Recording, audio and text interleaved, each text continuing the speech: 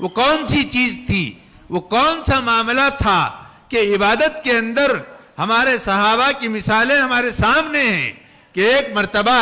اللہ کے رسول صلی اللہ علیہ وسلم مدینہ منورہ سے مکہ مکرمہ تشریف لے جا رہے تھے، اور مکہ مکرمہ سے جاتے ہوئے جب ایک جگہ پر رات ہو گئی تو ایک وادی میں پڑاؤ ڈالا، اور ایک ٹیلے پر 2 صحابی کو نگرانی کی خاطر متعین کر دیا کہ تم یہاں کھڑے ہو کر دشمنوں کی نگرانی کرنا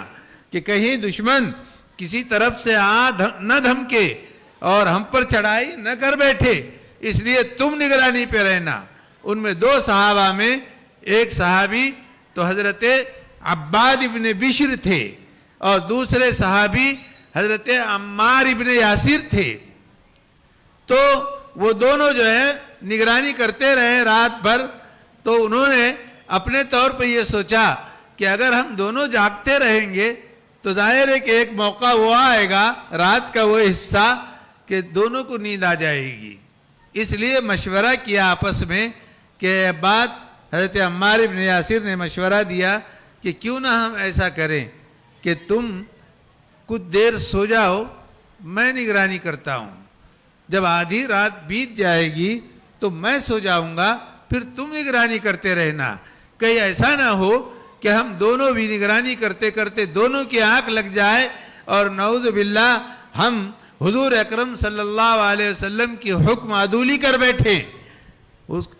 نافرمانی ہم سے صادر ہو جائے، یا کہیں دشمن کسی طرف سے کسی سمت سے آ جائے اور وہ کہیں حملہ آور نہ ہو جائے۔ اس لیے انہوں نے یہ مشورہ کیا۔ تو حضرت عمار ابن یاسر رضی اللہ تعالیٰ عنہ انہوں نے کہا کہ اے عباد تم سو جاؤ،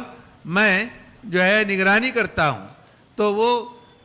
نگرانی کرتے رہے۔ عجب ان کے دل میں خیال آیا کہ نگرانی تو یوں بھی ہوتی رہے گی، ذرا سی حرکت اور کہیں سے آواز آئے گی تو میں چوکنا ہو جاؤں گا، تو کیوں نہ میں یعنی رات کے اس تنہائی میں نماز کے لیے رکعت باندھ لوں اور اللہ کے لیے نماز جو ہے ادا کرتا رہوں۔ چنانچہ انہوں نے نماز کے لیے رکعت باندھی حضرت عمار ابن یاسر نے، اور سورہ کہف شروع کر دی۔ تو سورہ کہف پڑھ رہے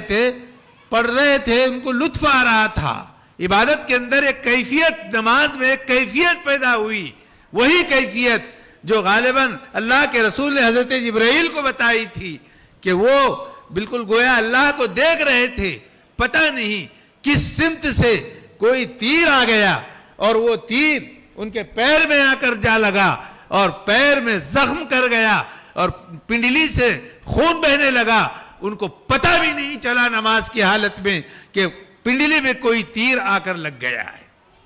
یہ ہے عبادت کا معمول۔ میرا آپ کا معاملہ یہ ہے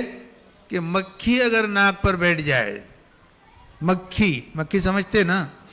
مکھی اگر ناک پر بیٹھ جائے تو فوراً ہمارا ہاتھ اٹھنے لگتا ہے اس مکھی کو بھگانے کے لیے۔ یعنی مکھی کی وہ حرکت یا اس کا وہ چلبلا پن جو ناک پر یا جسم کے کسی حصے پر وہ حرکت کرنے لگتی ہے اور اس سے جو ایک طرح کی گدگدی سے پیدا ہوتی ہے، وہ گدگدی کی اس کیفیت کو بھی ہم نماز میں برداشت نہیں کر سکتے۔ یہ اتنا فرق ہے، تو کیسے ہم کو نماز کے اندر اللہ کی رویت کا احساس پیدا ہوگا؟ نہیں، اگر ایسا ہوتا ہے تو کم سے کم ایسا ہو جائے کہ اللہ ہم کو دیکھ رہا ہے، کم سے کم یہی احساس ہو جائے کہ مکھی کو ہٹانے کے لیے میں ہاتھ نہ اٹھاؤں ورنہ کہیں اللہ میرے اس حرکت کو دیکھ نہ لے۔ یہ ہے وہ کیفیت۔ تو میرے عزیزو، میں یہ عرض کر رہا تھا کہ عبادات میں جب تک کہ وہ روح پیدا نہیں ہوگی جو اللہ اور اس کا رسول ہم سے چاہتا ہے، تبھی جب تک کہ ہم کو عبادات میں مزہ نہیں آئے گی۔